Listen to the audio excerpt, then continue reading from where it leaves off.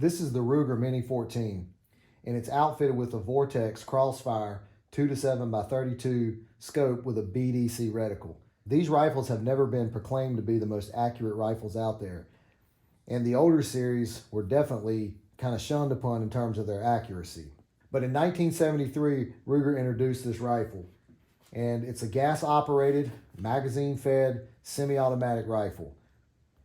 Over the years, it's had quite a few different designs, and typical barrel lengths on these are anywhere from 16 inches all the way out to 22 inches, and magazine options are anywhere from 5 rounds, 10 rounds, 20, 30, 40. This is an aftermarket Boyd stock. I think this really enhances the look overall of the Mini 14. The original stock was just black synthetic.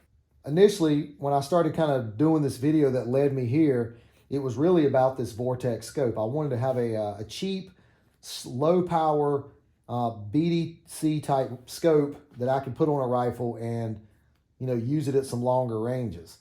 And I had never ever shot this Mini 14 out past 100 yards. So if I use this really inexpensive scope and put it on this Ruger Mini 14, how will it perform out to somewhere around, say, 400 yards? I had no idea what the results were going to be.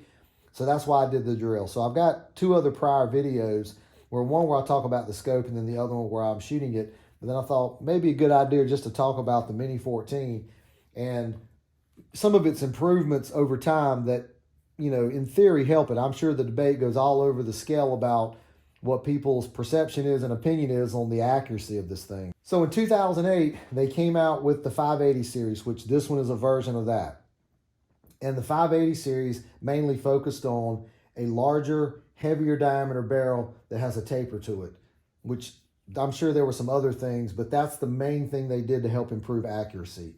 So if you're ever looking for a 580 series, other than seeing the serial number on the side, which sometimes is hard to do if you're looking at it somewhere online or a picture because you may not be able to see that serial number, look for the tapered barrel, and then also the front sight post has the 2 protective wings on both sides of it, whereas the older version just has a single sight blade.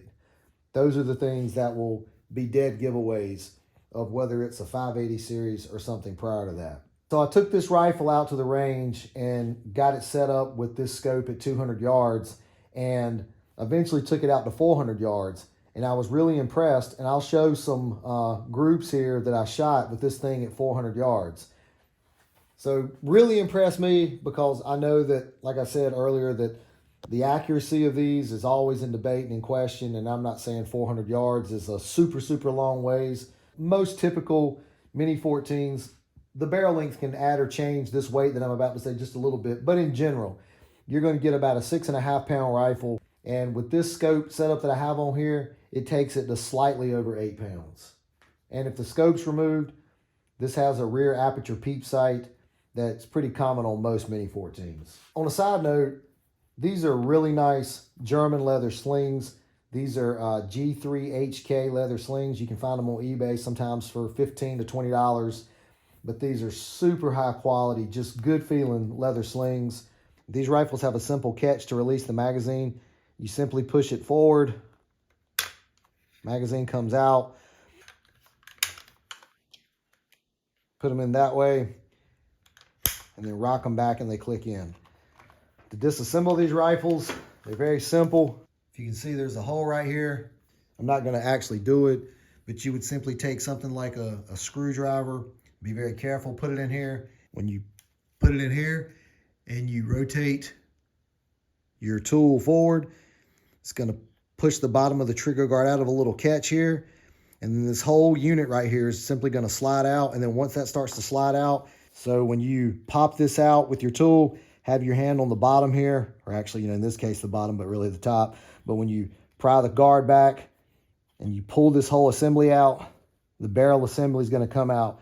This one came from the factory with a small Picatinny rail up here, so you can mount your various optics up here if you choose to.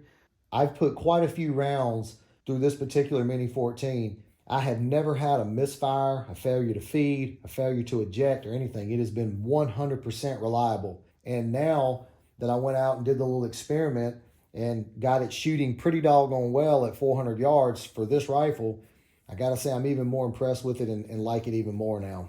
The reputation of this rifle not always being the most accurate and having a $115 scope on here, I was very, very happy with the results that I was getting with this consistently.